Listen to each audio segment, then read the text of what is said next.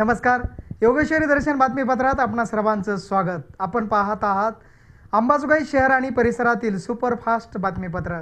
चला तर मग आता पाहूयात सुपरफास्ट बातमीपत्र. अंबाजोगाई तालुक्यातील पाटोदा ममदापूर येथे गावकऱ्यांच्या वतीने अखंड हरिनाम सप्ताह, ग्रंथराज ज्ञानेश्वरी पारायण व श्रीमद भागवत कथा ज्ञानयज्ञ सोहळा सुरू असून गावकऱ्यांच्या सहकार्याने अतिशय उत्तम कार्यक्रम सुरू असून हरिभक्तपरायण संदीपभाई शर्मा जिंतूर यांच्या सुंदर अमृतवाणीतून श्रीमद भागवत कथा सुरू असून या कथेला मोठा प्रतिसाद मिळू लागला आहे. ज्या घरामध्ये स्त्रीचा सन्मान होतो त्या घरात देवाचा वास असतो. मी बोलत नाही, यत्र नार्यस्तु पूज्यन्ते तत्र रमन्ते देवता. देव कुठे आहे? ज्या घरात आजही स्त्रीचा सन्मान आहे, तिचा आव आदर आहे. ज्या घरात स्त्री प्रसन्न आहे तिथं देव नारायण आहे. आणि मी सांगेन, वैकुंठातली नारायणाची चरण दाबणारी लक्ष्मीची प्राप्ती जर करायची असेल, लक्ष्मीच्या मागं जग लागलेलं आहे, मागं लागू नका. तुमच्या घरामध्ये जी गृहलक्ष्मी तिला प्रसन्न करा. वैकुंठाची लक्ष्मी आपोआप प्रसन्न होईल. महाराज आपोआप प्रसन्न होईल.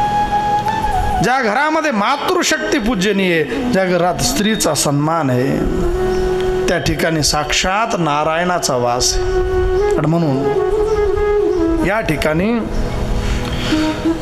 करत असताना भगवंताची कथा केवळ श्रवण करू नका. भगवंताची कथा श्रवण करत असताना आपल्या स्वभावालाही बदललं पाहिजे.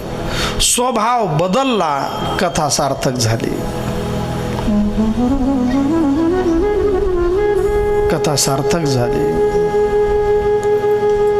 आणि म्हणून कथेमध्ये येत असताना मी काल सांगितलं, भगवंताच्या कथेत येत असताना आभूषण घालून आलं पाहिजे. पण ते भागवताचे आभूषण कोणते? श्लोकाचे, भगवंताच्या नामाचे.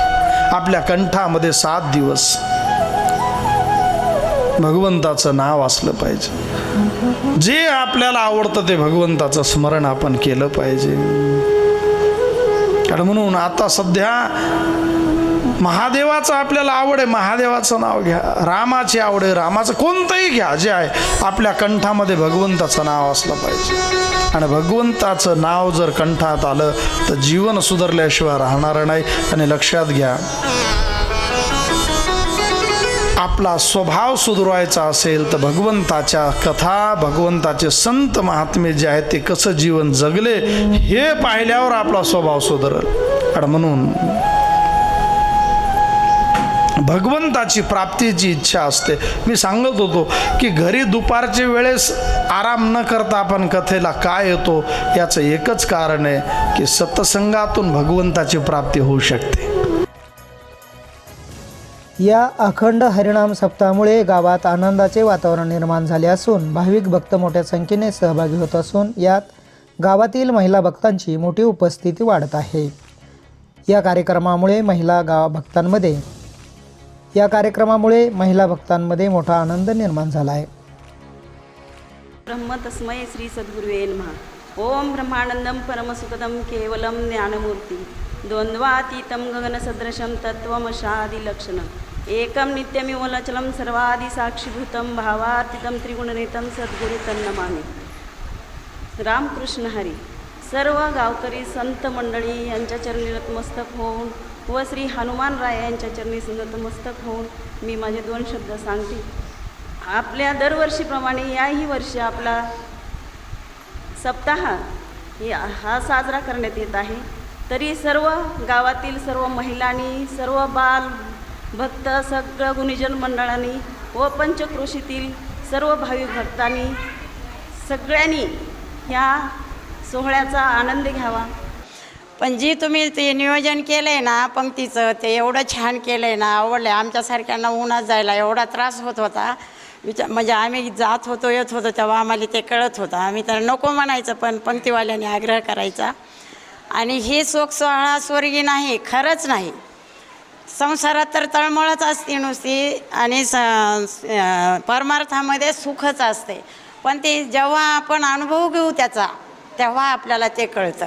इतरांनी सांगितलं तर ते मोकळे माणसं आहेत असं तसं म्हणतील, पण ह्या क्षेत्रामध्ये येतात माणसं त्यावेळेस सर्व विसरून जातात, सुख दुःख सगळं आणि एक रूप सगळे होतात, एवढे तल्लीन होऊन हे करतात. तसं हे इथला आता सोहळा आहे 7 दिवसाचा. दररोज सायंकाळी संगीतमय हरिपाठ सुरू असून यात लहान मोठे गावकऱ्यांचा मोठा सहभाग असल्याने या हरिपाठाने सर्व गावकरी मंत्रमुग्ध होत आहेत. भजनी मंडळाचा मोठा सहभाग वाढला आहे. रात्री कीर्तन होत असून सद्गुरू कल्याण स्वामी संस्थान चकलंबा येथील हरिभक्त पारायण सोनालीताई महाराज करपे यांच्या सुंदर वाणीतून कीर्तनरूपी सेवा संपन्न झाली आहे. चालताना रामकृष्ण हरी रामकृष्ण हरी रामकृष्ण हरी म्हटलात तर चालणं तीर्थयात्रा बनल आणि आपण आपल्या घरात रामकृष्ण हरी मंत्राचा जाप केला तर घर आपलं मंदिर होईल. नामस्मरणाची ताकद. मला अपेक्षा आहे पाटोदा, तुम्हाला वाटतं ना आपल्या घराची प्रगती व्हावी तर तुम्ही स्वयंपाक करता रामकृष्ण हरी म्हणा. जमल का तुम्हाला? हां पाटोदा जमल का? बरं सगळ्यात पहिले मला स्वयंपाक कोण कोण करतं त्यानं वर हात करा. तुम्ही हात वर करत नाही तिकडे विचारू का? स्वयंपाक कोण कोण करतं त्यानं वर हात करा. 1 2 3 4 5 6 7 8 9 10 11 12 13 14 15 16. बाकीच्यांनी मेस लावली का? मी असं गृहीत धरते तुम्ही सगळेजणी स्वयंपाक करता. बरं 1 टाईम करता का 2 टाईम करता?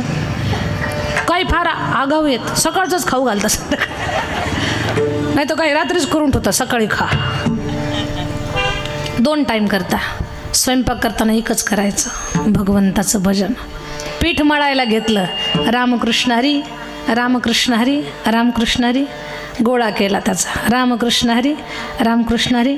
भाकरी थापायला लागला रामकृष्ण हरी रामकृष्ण हरी. तव्यावर टाकले रामकृष्ण हरी रामकृष्ण हरी.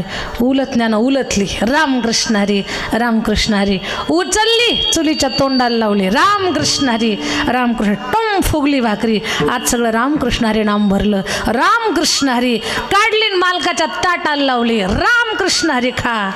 आता मला सांगा एवढं रामकृष्ण हरी म्हणून भाकर तयार झाली मालकाच्या ताटाला लागली. किती नास्तिक असू दे आपला मालक, घास खाताना नाही रामकृष्ण हरी बोलला तर मग मला बोला पण तुम्ही म्हणाल ते रामकृष्ण हरी. त्याचंही कल्याण होईल आपलं पण कल्याण होऊन जाईल. हे तुमच्या हातात आहे सगळं पण त्याच्यासाठी तुम्हाला भजन करावं लागेल.